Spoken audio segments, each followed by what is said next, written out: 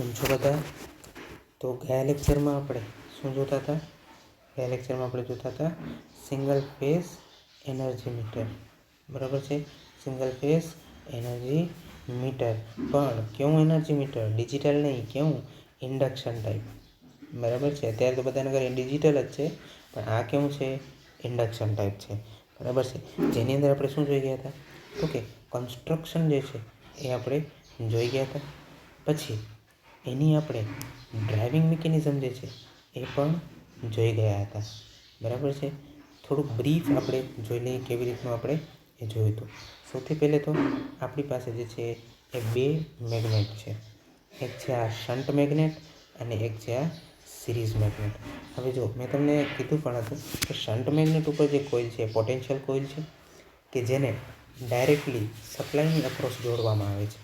જ્યારે જે સિરીઝ જે આપણું મેગ્નેટ છે એની ઉપર જે કોઇલ છે એ કઈ છે? કરંટ કોઇલ છે કે જેને લોડની સિરીઝમાં જોડવામાં આવે છે. હવે જો આનો આપણે એકદમ સિમ્પ્લિફાઈડ બ્લોક ડાયાગ્રામ જો દોરવો હોય તો ધારો કે આ છે પી ફેઝ. બરાબર છે? પી ફેઝ છે. આ છે આપણી પોટેન્શિયલ કોઇલ. બરાબર છે? કે જેની અંદર ઘણા બધા ટર્ન્સ છે. ટર્ન્સ થોડુંક વ્યવસ્થિત દેખાડું. બરાબર? તો એની અંદર ઘણા બધા ટર્ન્સ છે. આ છે આપણો ન્યુટ્રલ. પછી એક જે આવે છે એ છે, હવે જો કોઇલ જે છે એ કોની ઉપર વીંટાળવામાં આવેલી હોય છે? શન્ટ મેગ્નેટ ઉપર. બરાબર છે? એટલે તમે એવી રીતનું સમજી લેજો કે આ ભાઈ આ કોઇલ આપણી જે છે કોની ઉપર? મેગ્નેટ ઉપર વીંટાળવામાં આવી છે. બરાબર છે?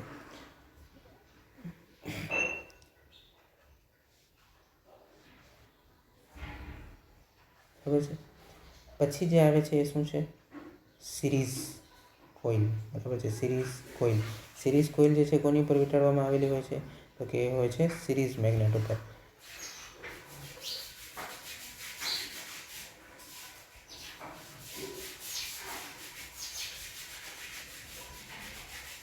બરાબર છે? અને એના ટર્ન્સ પણ કેટલા હોય છે? ઓછા હોય છે. બરાબર? અને અહીંયા જે હોય છે એ શું હોય છે? પછી લોડ હોય છે. બરાબર છે? આ જે છે એ શું છે? લોડ. બરાબર? આવી રીતે હોય છે. હવે જે લાલમાં છે એ શું છે? જે લાલમાં છે એ છે સિરીઝ મેગ્નેટ. Series magnet. આ કયું છે? શન્ટ. શન્ટ એટલે જે પેરેલલમાં છે. બરાબર? શન્ટ મેગ્નેટ છે. પછી આ કોઇલ કઈ છે? આ કોઇલ કઈ છે? એને કહેવાય છે કરંટ કોઇલ. શા માટે કરંટ કોઇલ કહેવાય છે? કારણ કે એ કયો કરંટ કેરી કરે છે? તો કે જે લોડમાં જાય છે ને એ લોડ કરંટને એ કેરી કરે છે, એટલા માટે એને કરંટ કોઇલ કહેવાય છે. અને આ કઈ છે? એ છે પોટેન્શિયલ કોઇલ એટલે કે પીસી. શા માટે પોટેન્શિયલ કોઇલ? કારણ કે એની અક્રોસ પોટેન્શિયલ કયો છે? જે પોટેન્શિયલ કોઇલ છે એની અક્રોસ કયો પોટેન્શિયલ છે? તો કે જે લોડની અક્રોસ પોટેન્શિયલ છે, બરાબર, એ પોટેન્શિયલ જે છે આ કોઇલની અક્રોસ છે. બરાબર છે? એટલે કે જે વી ફેઝ વોલ્ટેજ જે છે જે એ કોની અક્રોસ છે? એટલે જો કહેવાનો અર્થ એ છે કે જે કોઇલના નામ છે ને એ લોડની સાથે કેવી રીતે જોડાયેલી છે ને એની ઉપર આધાર રાખે છે. હવે કરંટ કોઇલ જે છે એ લોડની સિરીઝમાં જોડાયેલી છે, એટલે લોડની અંદર જે કરંટ પસાર થતો હશે એ જ કરંટ જે છે એ કરંટ કોઇલમાંથી પસાર થતો હશે. એટલે કરંટ કોઇલ નામ આપ્યું. પોટેન્શિયલ કોઇલને પોટેન્શિયલ કોઇલ કોઇલ નામ શા માટે આપ્યું? કારણ કે લોડની અક્રોસ જે પોટેન્શિયલ છે એ જ પોટેન્શિયલ કોની અક્રોસ છે? તો કે પોટેન્શિયલ કોઇલની અક્રોસ છે, એટલા માટે. બરાબર? તો આ સિમ્પ્લિફાઈડ રીતે આપણે સમજ્યું. બરાબર છે? પછી મેં તમને સમજાવ્યું હતું કે કેવી રીતે જે છે એ અલગ અલગ ફ્લક્સ ઊભા થાય છે, કેવી રીતે એડી કરંટ ઊભો થાય છે, કેવી રીતે એડી કરંટ ફ્લક્સ ઊભું થાય છે, કયા કયા કરંટ જે છે એ ઇન્ટરેક્શન કરે છે કે જેથી ટોર્ક ઊભું થાય છે. બરાબર છે? અને એ ટોર્ક ઊભા થવાના કારણે આપણી ડિસ્ક ફરે છે. મેં તમને એ પણ કીધું હતું કે ટોર્ક જે છે એ શું છે? બળ ગુણ્યા ત્રિજ્યા. આ ત્રિજ્યા કોની? એલ્યુમિનિયમ ડિસ્કની. હવે એનો મતલબ એમ છે કે ટોર્ક કોના સમપ્રમાણમાં? Torque is equal to F into R. એફને તમે એમ ઇન્ટુ એ લખી શકો, આર તો આર છે જ. એનો મતલબ ટોર્ક જે છે કોના સમપ્રમાણમાં છે? ટોર્ક કોના સમપ્રમાણમાં છે? પ્રવેગના સમપ્રમાણમાં. એનો અર્થ એ છે કે જો આ ડિસ્ક ઉપર ટોર્ક લાગશે તો આ ડિસ્ક જે છે એ અચળ વેગે ફરવાની જગ્યાએ એના વેગમાં સતત વધારો થશે, બરાબર છે. આ ડિસ્ક નો ડાઉટ રોટેટ થશે, આ ડિસ્ક પોતાની ધરી ઉપર ફરશે, પણ એનો વેગ અચળ નહીં હોય, એનો વેગ સતત વધ્યા કરશે.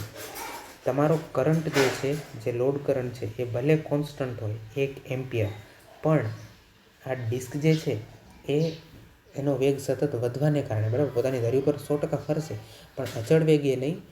કેવો વેગથી? તો કે એનો વેગ સતત વધશે. પ્રવેગી ગતિ કહેવાય એને. કેવી કહેવાય? જેનો વેગ સતત વધે છે, જે વસ્તુ છે એનો વેગ સતત વધ્યા કરે છે. પહેલી સેકન્ડે શરૂઆતમાં 10 મીટર પર સેકન્ડ હોય, પછી 20 મીટર પર સેકન્ડ, પછી 30, પછી 40. તો આ જે છે એને કેવી ગતિ કહેવાય? પ્રવેગી ગતિ કહેવાય. તો એ હિસાબે આ ડિસ્ક જે છે એ અચળ વેગી ગતિ નહીં કરે, પણ કેવી ગતિ કરશે? પ્રવેગી ગતિ કરશે. અને તમારા 1 એમ્પિયર માટે જ તમને વધુ બિલ ચૂકવવું પડશે. શા માટે વધુ બિલ ચૂકવવું પડશે? કારણ કે જે એલ્યુમિનિયમ ડિસ્ક છે, બરાબર છે, એ ફરવી જોઈતી હતી કેટલા આરપીએમથી? તો કે ભાઈ 10 આરપીએમથી. એક્ઝામ્પલ કહું છું, બરાબર, 10 આરપીએમથી ફરવી જોઈતી હતી. કોના માટે? 1 એમ્પિયર માટે. પણ હવે એ થાય છે શું? તો કે શરૂઆતમાં 10 આરપીએમ હોય છે, પછી 20 આરપીએમ હોય છે, પછી 30 આરપીએમ હોય છે. આવી રીતના વેગ સતત વધતો જ જાય છે. એના કારણે તમારું બિલ શું થાય છે? એ વધુ આવે છે. કારણ કે જે સતત 10 આરપીએમ ફરવી જોઈતી હતી એની જગ્યાએ એ હવે વધુ આરપીએમ ફરે છે, એટલે વધુ રેકોર્ડ થાય છે. જે યુનિટ જે છે એ હવે વધારે રેકોર્ડ થાય છે, એટલે તમારું બિલ વધારે આવે છે. તો આ જે છે એ આપણા માટે સારું નથી. કંપનીવાળા માટે સારું હશે, પણ આપણા માટે સારું નથી. તેનો અર્થ એ છે કે જે આ પ્રવેગી ગતિ છે, પ્રવેગી ગતિ, એને આપણે કેવી બનાવવાની છે? અચળ વેગી બનાવવાની છે. અચળ વેગી ગતિ બનાવવાની છે. તો એ કેવી રીતે બનાવશું? તો કે એના માટે આપણે અહીંયા નાખ્યું છે એક બ્રેક મેગ્નેટ. દેખાય છે? આ છે આપણું બ્રેક મેગ્નેટ. બ્રેક મેગ્નેટ શું કરે છે? તો કે જુઓ, બ્રેક મેગ્નેટ જે કામ કરે છે એ છે પ્રવેગને ઓછો કરવાનું, અને વેગ જે છે, બરાબર છે, પ્રવેગને ઓછો કરવાનું નહીં, પ્રવેગને સમૂળગો 0 જ કરવાનું. અને આ એલ્યુમિનિયમ ડિસ્ક છે, બરાબર, એને અચળ વેગી બનાવવાનું. હવે એ કેવી રીતે થાય છે? તો સૌથી પહેલાં જુઓ, આપણે ડ્રાઇવિંગ મિકેનિઝમ જોઈ લીધી, રોટેટિંગ મિકેનિઝમ જોઈ લીધી, બરાબર, કે ભાઈ આ એલ્યુમિનિયમ ડિસ્ક જે છે એ રોટેટિંગ મિકેનિઝમમાં આવે છે, બરાબર છે. એક એલ્યુમિનિયમ ડિસ્ક છે, બરાબર, એ એલ્યુમિનિયમ ડિસ્ક જે છે, બરાબર, એનો એક છેડો તો આપણે બેરિંગ સાથે જોડેલો છે, પણ બીજો છેડો જે છે એ ક્યાં જોડેલો છે? આપણે બીજો છેડો એ જોડેલો છે એક સ્પાઇનલ સાથે, એટલે ગિયર છે. એ ગિયર કોની સાથે જોડાયેલું છે? તો કે રેજિસ્ટરિંગ સિસ્ટમ સાથે જોડાયેલું છે, બરાબર. આ સિમ્પલ એક રોટેટિંગ મિકેનિઝમ છે. હવે આપણે જવાના છીએ બ્રેકિંગ મિકેનિઝમ. હવે જો બ્રેકિંગ મિકેનિઝમ સરળતાથી સમજવા માટે તમને કહું. ધારો કે આ આપણી એલ્યુમિનિયમ ડિસ્ક છે, બરાબર છે, એલ્યુમિનિયમ ડિસ્ક છે, બરાબર, અને આ છે વચ્ચેમાં ધરી, ધરી છે, બરાબર છે. હવે આપણે ટોપ વ્યૂ છે, બરાબર, ટોપ વ્યૂથી જોઈએ છીએ. હવે જો આપણે એક બ્રેક મેગ્નેટ રાખેલો છે, બરાબર છે, મેગ્નેટ છે, બરાબર. શું છે એ છે આપણું મેગ્નેટ, બરાબર. હવે જો ટોપ વ્યૂ છે એટલે મેગ્નેટ ખાલી આટલો જ દેખાશે, બરાબર છે, આવી રીતે દેખાશે. બીજો જે ભાગ છે એ ક્યાં છે? નીચે, ડિસ્કની નીચે. આ જે છે કેવો ભાગ છે? ડિસ્કની ઉપરનો ભાગ છે, બરાબર છે. આ ડિસ્કની ઉપરનો ભાગ છે, બરાબર. અહીંયા લખી નાખું છું હું. આ છે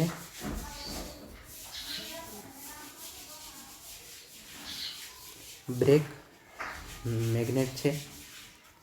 આ શું છે? એલ્યુમિનિયમ ડિસ્ક છે. હવે સમજો, આ છે ડિસ્ક, એલ્યુમિનિયમની ડિસ્ક છે. હવે જ્યારે થશે શું કે આ ડિસ્ક જે છે એ શું કરે છે? આવી રીતના રોટેટ થાય છે. હવે બ્રેક મેગ્નેટ છે, આ શું છે? મેગ્નેટ છે, એટલે એનું શું હશે? મેગ્નેટિક ફિલ્ડ હશે, બરાબર. એ મેગ્નેટિક ફિલ્ડ કેવું હશે? તો જુઓ, હું અહીંયા તમને સાઈડમાં બતાવું છું, બરાબર છે. આ આપણું બ્રેક મેગ્નેટ છે, બરાબર છે. સાઈડ વ્યૂ કેવો હશે આપણો? જો આ છે આપણી ડિસ્ક, બરાબર છે. બ્રેક મેગ્નેટ કેવી રીતે હશે? બ્રેક મેગ્નેટ હશે આવી રીતે, બરાબર છે. તો હવે આ મેગ્નેટ છે એટલે એનું શું હશે? મેગ્નેટિક ફિલ્ડ હશે, બરાબર છે. મેગ્નેટિક ફિલ્ડ હશે એનું. હવે આ ડિસ્ક રોટેટ થાય છે એટલે શું થાય છે, મેગ્નેટિક ફિલ્ડને શું કરે છે, કટ કરે છે, બરાબર છે. એટલે આની અંદર શું ઊભું થશે, ઈએમએફ ઊભું થશે, બરાબર છે. હવે જો હું શું કહું છું, આ ઈએમએફને બ્રેક ઈએમએફ કહું છું, બરાબર. બ્રેક ઈએમએફ શા માટે, કારણ કે ઈએમએફ કોના કારણે ઊભું થયું છે, બ્રેક મેગ્નેટના કારણે. હવે ઈએમએફના કારણે શું ઊભું થશે, એડી કરંટ ઊભો થશે, બરાબર છે. એડી કરંટ ઊભો થશે, બ્રેક એડી કરંટ. બ્રેક એડી કરંટના કારણે શું ઊભું થશે, બ્રેક ફ્લક્સ ઊભું થશે, બરાબર છે. હવે આ ફ્લક્સ જે છે એ શું કરશે, બરાબર છે, એ ફ્લક્સના કારણે મેગ્નેટિક ફિલ્ડ ઊભું થયું. હવે આ ફ્લક્સના કારણે જે મેગ્નેટિક ફિલ્ડ ઊભું થયું છે એ મેગ્નેટિક ફિલ્ડ મેગ્નેટ જે બ્રેક મેગ્નેટ છે એના મેગ્નેટિક ફિલ્ડનો શું કરશે, વિરોધ કરશે, બરાબર છે. અને આ વિરોધ કરવામાં શું થશે, તો કે આ એલ્યુમિનિયમ ડિસ્કની સ્પીડ જે છે એ શું થશે, અચળ થશે. એટલે કે જે એની સ્પીડ વધે છે એ સ્પીડમાં વધારો હવે શું થશે, ઓછો થઈ જશે. અને જે અચળ વેગે ફરવી જોઈએ, બરાબર છે, જે અચળ વેગે ડિસ્ક ફરવી જોઈએ એ હવે શરૂ થશે. ટૂંકમાં કહેવાનો અર્થ એ છે કે બ્રેક મેગ્નેટ જે છે, સાંભળો, બ્રેક મેગ્નેટ જે છે એનું પોતાનું મેગ્નેટિક ફિલ્ડ છે. એના કારણે જે રોટેટિંગ એલ્યુમિનિયમ ડિસ્ક છે એની અંદર બ્રેક ઈએમએફ ઊભો થાય છે. બ્રેક ઈએમએફના કારણે એક એડી કરંટ જે છે, બ્રેક એડી કરંટ ઊભો થાય છે. એડી કરંટના કારણે એડી કરંટ ફ્લક્સ ઊભું થાય છે. એ ફ્લક્સ મેગ્નેટિક ફિલ્ડ ઊભું કરે છે, પોતાનું મેગ્નેટિક ફિલ્ડ. એ મેગ્નેટિક ફિલ્ડ જે છે એ બ્રેક મેગ્નેટના મેગ્નેટિક ફિલ્ડનો વિરોધ કરે છે. શા માટે, તો કે ભાઈ લેન્ઝ લો, બરાબર છે, લેન્ઝ લોના કારણે. હવે આ વિરોધ કરવામાં શું થશે, વિરોધ કરવામાં થશે એવું કે આ ડિસ્કની સ્પીડ જે છે, જે વધારો થયા કરતી હતી, બરાબર છે, જે ડિસ્કની સ્પીડમાં જે વધારો થયા કરતો હતો એ હવે વધારો શું થઈ જશે, શૂન્ય થઈ જશે. અને ડિસ્કની સ્પીડ કેવી થઈ જશે, અચળ, બરાબર છે. ડિસ્કની સ્પીડ કેવી થઈ જશે, અચળ થઈ જશે, કે જે આપણને જોઈએ છે, બરાબર. તો આવી રીતે બ્રેક મેગ્નેટ જે છે એ કામ કરે છે, બરાબર છે. તો આ બ્રેકિંગ મિકેનિઝમ આપણે જોયું. રેકોર્ડિંગ અને રજિસ્ટરિંગ મિકેનિઝમમાં જે છે એ કંઈ બીજું વધારે જાણવા જેવું નથી. એ શું છે, આ રહી જો, આ છે રજિસ્ટરિંગ મિકેનિઝમ, બરાબર છે. જે એલ્યુમિનિયમ ડિસ્ક છે એ ગિયરના માધ્યમથી એક રજિસ્ટરિંગ મિકેનિઝમ સાથે જોડાયેલી હોય છે, કે જેની અંદર યુનિટ્સ જે છે, બરાબર, એ શું થાય છે, રજિસ્ટર થાય છે, બરાબર છે. યુનિટ જે છે રજિસ્ટર થાય છે. અને આ જે યુનિટ જે છે એ કોના સમપ્રમાણમાં રજિસ્ટર થાય છે, તો કે એનર્જી, બરાબર છે, એનર્જીના સમપ્રમાણમાં થાય છે, બરાબર છે. તો આ જે છે આપણું સિંગલ ફેઝ એનર્જી મીટર છે, ઇન્ડક્શન ટાઈપ. આગળ જે છે, બરાબર, એનામાં હજી વધારે શું આવે છે એ આપણે નેક્સ્ટ લેક્ચરમાં જોઈશું.